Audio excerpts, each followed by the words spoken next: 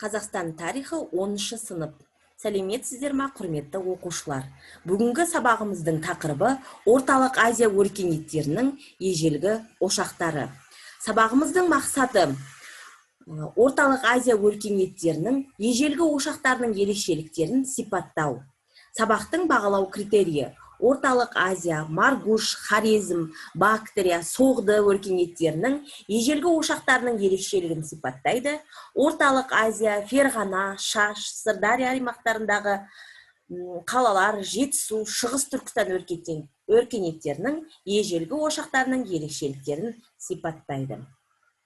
Ең алдымен балалар, неолиттік төңкеріс дегеніміз не? Соған тоқталып өтейік.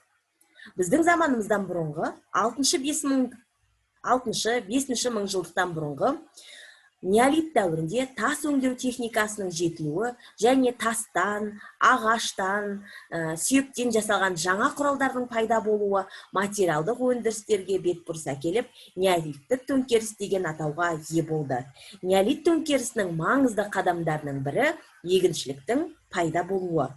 Біздің заманымыздан бұрынғы 6 мыңжылдықта оңтүстік Түркменстанда жейтундықтар Орталық Азияда алғаш болып жер өңдеп, дәнді дақылдар өсіре бастады. Орталық Азиядағы өркениет ошақтарына тоқталатын болсақ, бірі және бірегейі Маргуш, немесе оны Маргиан деп те айтаймыз. Маргианның Маргуш қаласының жаңғыртпа бейнесін суреттен көріп отырмыз. Мәліметтерін тыңдап өтейік.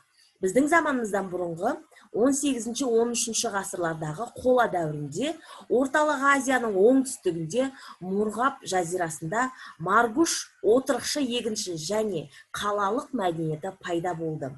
Бұл өркениет Амударияның төменгі ағысындағы Бактрияға таралды. Маргуштың екі негізгі қаласы Намазгадепе және Алтын-Депе. Біздің заманымыздан бұрынғы 2 мыңжылдықта астанасы Гонур қаласы болады. Келесі Хорезм. Амударияның төменгі сағасында орналасқан ірі аймақ. Біздің заманымыздан бұрынғы 2 мыңжылдық аймақта отырықшы егіншілік өркениет пайда болады. Каналдар жүйесі жетілдіріледі. Хорезм шах Хиуа хандықтары кезінде бұл мәдениет өркендейді. Соғды. Амудария мен Сырдария аралығындағы ірі егіншілік аймақта пайда болған қала Самарқанд қаласы. Соғдының солтүстігінде Шаш, яғни қазіргі Ташкент жазирасында орналасқан екен. Соғдылықтардың өз жазуы болды, олар негізінен сауда және қол өнерімен айналысты. Соғды Мәуереннахрдың Әмір Темір империясының, сондай-ақ Бұхара хандығының құрамында болған. Ферғана алқабындағы қазіргі Қырғызстан мен Өзбекстан шекарасында орналасқан тарихи географиялық аймақ, бұл жерге неексең де өсіп шығатын аймақ, ол Ферғана аймағы. Қазіргі Ферғана алқабын суреттен көріп отырмыз балалар. Бұл тау арасындағы ойпат. Ферғана Ахемениттік және Македонский империясының құрамында болған. Бұл аймақта Македонский Эсхат қаласын салуды бұйырады. Біздің заманымыздан бұрынғы 3 және біздің заманымыздың 6 ғасырлар аралығында Ферғана дербес мемлекет болған. Сыматсанның дерегі бойынша Ферғанада 70 қала болған екен. Енді қазіргі Қазақстан аумағындағы өркениет ошақтарына тоқталатын болсақ, Шаш, Ташкент пен Шымкент қалалары арасында орналасқан аймақ, егіншілік бұл аралықта жақсы дамыған. Сырдария аймағы Шаштың солтүстігінде, бұл аймақта Қаңлы мемлекеті өмір сүрген. Бұл өркениеттің орталығы Отырар, Фараб қаласы болды. Жетісу, Балқаш көлі, Ыстықкөлдің арасындағы тарихи мәдени аймақ. Егіншілік, мал шаруашылығы жақсы дамыған, халқы саудамен айналысқан аймақ екен бұрыннан. Шығыс Түркістанға келетін болсақ, Тянь-Шань тауының басталып шығысқа Тарым өзені алабындағы аймақты айтамыз екен. Енді балалар, біз қазір видеода берілген мәліметтерге сүйеніп және оқулықтағы мәтінге сүйене отырып тапсырмаларды орындаймыз. Бірінші тапсырма: кестені толтырамыз. Яғни ежелгі өркениеттер берілген, олар Маргуш, Бактрия, Хорезм, Соғды. Осы өркениеттердің территориясын анықтаймыз. Өркениеттердегі қалаларды, олардың қолөнері және шаруашылығын толтыратын боламыз.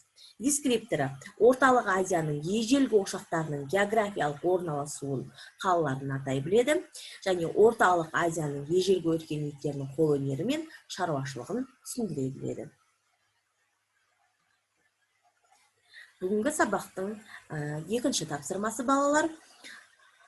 Тапсырманың ақиқат және жалған тапсырмасы. Тапсырмада бірнеше мәліметтер берілген. Дескрипторға назар аударсақ, берілген тапсырманың ақиқатын, жалғандығын анықтайтын боламыз.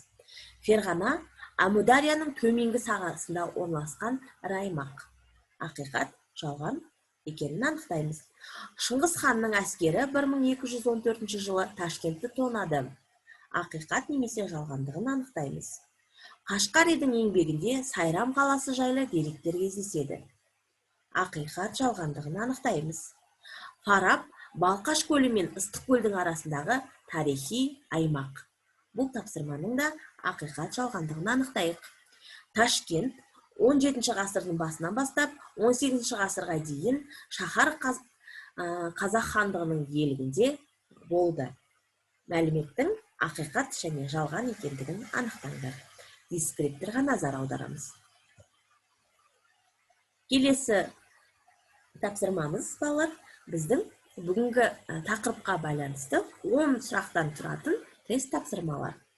Орталық Азияның таулы аймағында орналасқан ойпат: Жетісу, Шаш, Ферғана, Соғды.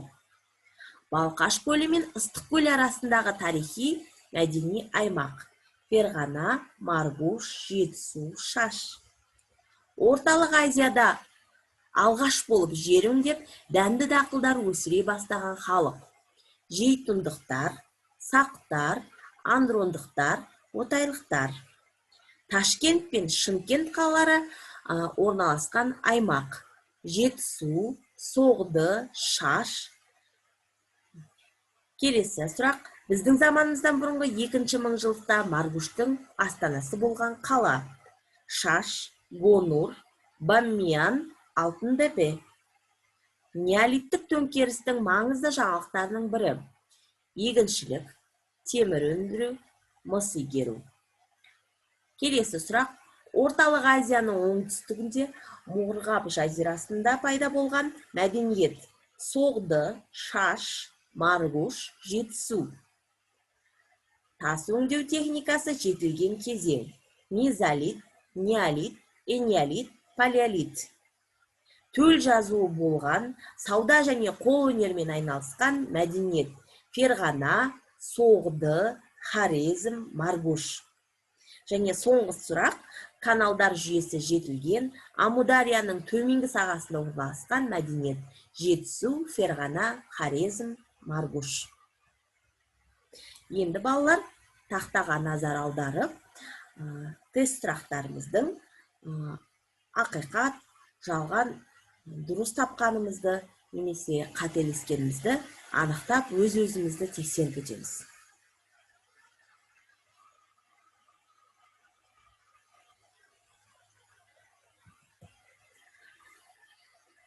Тестті тексеріп болсақ, балалар, рефлексияда жазуды ұмытпаймыз. Сабақта түсінген мәлімет, сабақта қиналған сұрақтарын болса жазып өтесіңдер. Келесі сабақта не білгілерің келеді, және сендер бұрын білмеген, жаңадан білген негізгі бір факты жазып өтесіңдер. Үйге тапсырма, балалар.